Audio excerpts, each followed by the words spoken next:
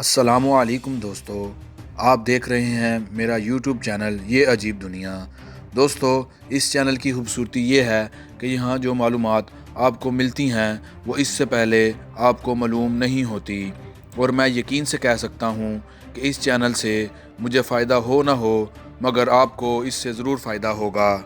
تو ہم آج ایک نئی سیریز شروع کرنے جا رہے ہیں جس میں ہم پاکستان کی تمام جھیلوں کے بارے میں بیان کریں گے، اور آج اس کی پہلی قسط ہے۔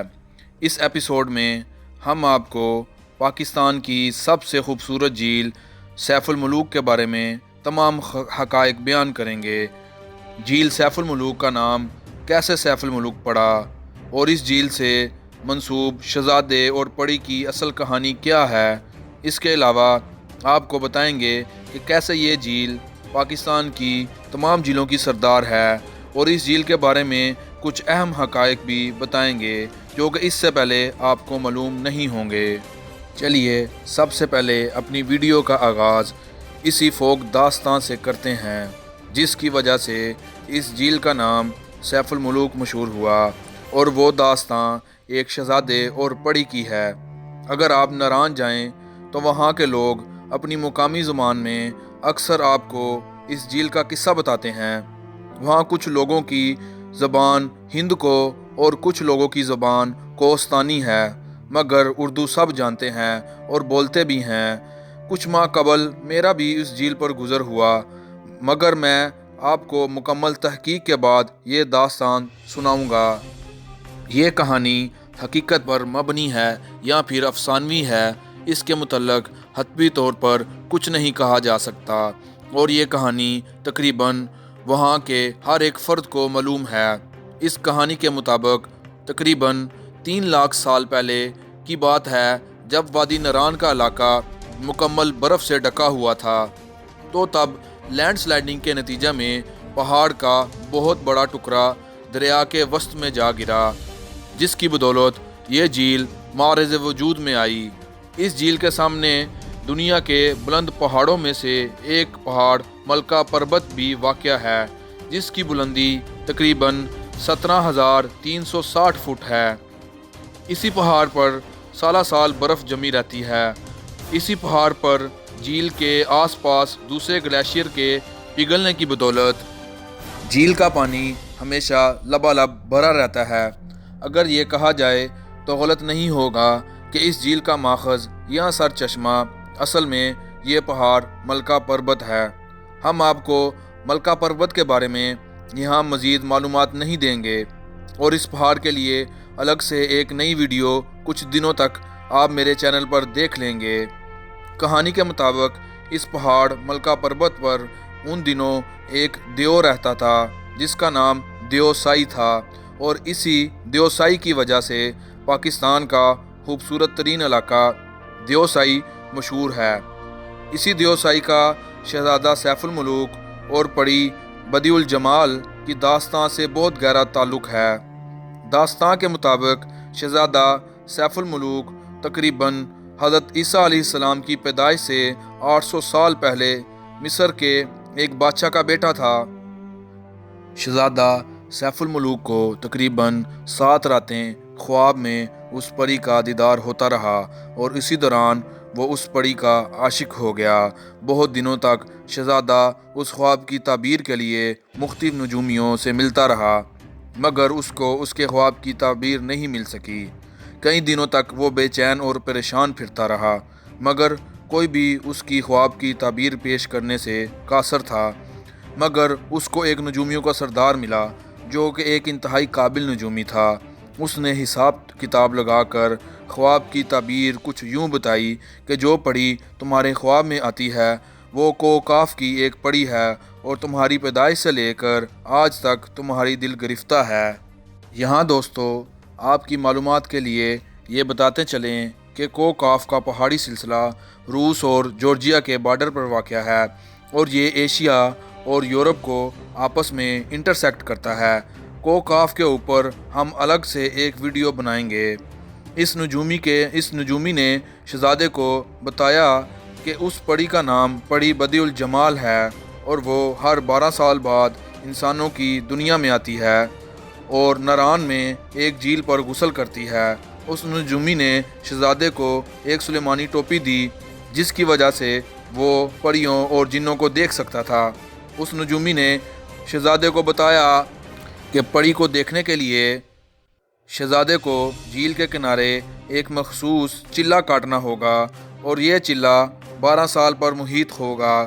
چنانچہ شہزادے نے ناران کی طرف سفر شروع کیا اور ناران پہنچ کر جھیل کے کنارے پڑاؤ ڈالا اور چلہ کاٹنے لگ پڑا۔ اسی طرح پھر 12 سال بعد ایک رات کو شہزادے کو جھیل کے اوپر پریاں اترتی دکھائی دی۔ شہزادے نے دیکھا کہ بہت سی پریاں جھیل پر اتری ہوئی ہیں اور اپنی خلعتیں اتار کر غسل کر رہی ہیں۔ انہی پریوں میں ایک پری بدیع الجمال بھی تھی۔ جب شہزادے کی نظر پری بدیع الجمال پر پڑی تو شہزادے نے اس کی خلعت چھپا لی۔ جب دوسری پریوں کی نظر شہزادے پر پڑی تو وہ ڈر کر وہاں سے بھاگ گئیں۔ اسی دوران پری بدیع الجمال نے شہزادے سے اپنا لباس مانگا مگر شہزادے نے انکار کر دیا۔ شہزادے نے پری کو کہا کہ اگر وہ اس سے شادی کر لے تو وہ اس کی خلعت اس کو واپس کر دے گی، مگر پری نے انکار کر دیا۔ اس کے بعد شہزادے نے پری کو بتایا کہ وہ مصر کا شہزادہ سیف-ال-ملوک ہے اور یہاں 12 سال سے چلہ کاٹ رہا ہے صرف اس کے لیے۔ چنانچہ پری شہزادے کی گفتگو سے بہت متاثر ہوئی اور اس سے شادی کی حامی بھر لی۔ اسی دوران ملکہ پربت پر پہاڑ پر جو دیوسائی رہتا تھا اس کو معلوم ہوا وہ بھی پری کا عاشق تھا۔ وہ پہاڑ سے نیچے آ گیا۔ اس کو معلوم ہوا کہ مصر سے ایک شہزادہ آیا ہوا ہے اور وہ پری کو اپنے ساتھ لے کر جا رہا ہے، تو وہ ان دونوں کے پیچھے پڑ گیا اور جان سے مارنے کی کوشش کی۔ چنانچہ شہزادہ اور پری وہاں سے نیچے ناران شہر کی طرف بھاگ کھڑے ہوئے۔ اسی دوران دیوسائی نے جھیل کے بند کو توڑ دیا۔ یہ وہی بند تھا جو جھیل کے پانی کو شہر میں جانے سے روکتا تھا۔ بند توڑنے کی وجہ سے ایک شدید سیلاب ناران شہر کی طرف بڑھ پڑا۔ دیو کا خیال تھا کہ شہزادہ اور پری اس سیلاب کی وجہ سے غرق ہو جائیں گے، مگر دونوں نے سیلاب کی وجہ سے ایک غار میں پناہ لے لی۔ یہ مختلف قیاس آرائیاں پائی جاتی ہیں، جن میں سے ایک یہ کہ کچھ لوگ کہتے ہیں کہ وہ دونوں سیلاب میں غرق ہو گئے، کچھ کا خیال ہے کہ وہ دونوں غار میں چھپ گئے اور آج بھی غار میں ہیں، اور کچھ کا خیال ہے کہ وہ دونوں غار میں چھپ گئے تھے اور سیلاب کے بعد مصر میں چلے گئے تھے۔ میں بھی جب کچھ ماہ قبل جھیل سیف-ال-ملوک پر گیا تو اس غار سے گزرا۔ یہ اس داستان کی مکمل ڈیٹیل ہے۔ یہاں ایک بات بتانا ضروری ہے، اسی جھیل کی وجہ سے پنجابی کے مشہور صوفی بزرگ اور شاعر میاں محمد بخش صاحب رحمۃ اللہ علیہ نے اپنی کتاب کا نام سیف-ال-ملوک رکھا ہے، یعنی کہ شہزادہ سیف-ال-ملوک، اور اس کے پیار سے اور اس کے پیار کی خاطر قربانی دینے سے متاثر ہو کر حضرت میاں محمد بخش صاحب نے اپنی کتاب کا نام سیف-ال-ملوک رکھا ہے، اور اس کتاب میں شہزادہ اور پری کا مکمل قصہ بیان کیا گیا ہے۔ اس جھیل کا نام شہزادہ سیف-ال-ملوک کی وجہ سے جھیل سیف-ال-ملوک مشہور ہو گیا ہے۔ ویڈیو کے آخر میں آپ کو بتاؤں گا کہ اس جھیل کی خوبصورتی کی وجہ، اس جھیل کی سردار کہلانے کی وجہ یہ ہے کہ اس جھیل کی کچھ خصوصیات دوسری جھیلوں سے بالکل مختلف ہیں، جن کی وجہ سے اسے جھیلوں کا سردار کہا جاتا ہے۔ جن میں سے کچھ خوبیاں یہ ہیں: یہ جھیل 3 لاکھ سال قبل مارز وجود میں آئی۔ نمبر 2، اس جھیل کی گہرائی آج تک کوئی معلوم نہ کر سکا اور نہیں معلوم کہ کتنی گہری ہے۔ نمبر 3، یہ جھیل 10,578 فٹ کی بلندی پر واقع ہے۔ نمبر 4، اس جھیل کے اندر براؤن ٹراؤٹ کی وسیع تعداد موجود ہے۔ نمبر 5، اس جھیل کے اندر چند اہم جڑی بوٹیاں موجود ہیں، جن میں سے ایک بلیو گرین ایلجی ہے۔ نمبر 6، اس جھیل کے پاس 26 قسم کے عروقی پودے یعنی کہ ویسکولر پلانٹ پائے جاتے ہیں۔ یاد رہے کہ یہ ایسے پودے ہیں جن میں سے اعلیٰ قسم کی خوشبو نکالی جاتی ہے۔ نمبر 7، آخر میں اس جھیل کی سب سے بڑی اہمیت اس کی خوبصورتی یہ ہے کہ چاروں طرف سے بڑے بڑے گلیشیئر اور ملکہ پربت کے دامن میں ہونے کی وجہ سے ایک ہی نظر میں دیکھنے والے کو اپنا دیوانہ کر دیتی ہے۔ گرمیوں میں اس جھیل کی الگ خوبصورتی ہے اور سردیوں میں الگ۔ میرے نزدیک یہ جنت کا ایک ٹکڑا ہے۔ یہ واقعی ہی وہ جگہ ہے جس کو دیکھ کر جنت یاد آ جاتی ہے۔ جب میں یہاں گیا تو جھیل کے کنارے پر بیٹھ کر ملکہ پربت کو دیکھتا رہا اور خاموشی اور سکون نے میرے اوپر جادو طاری کر دیا اور پتہ بھی نہیں چلا کہ کب ایک پورا دن گزر بھی گیا۔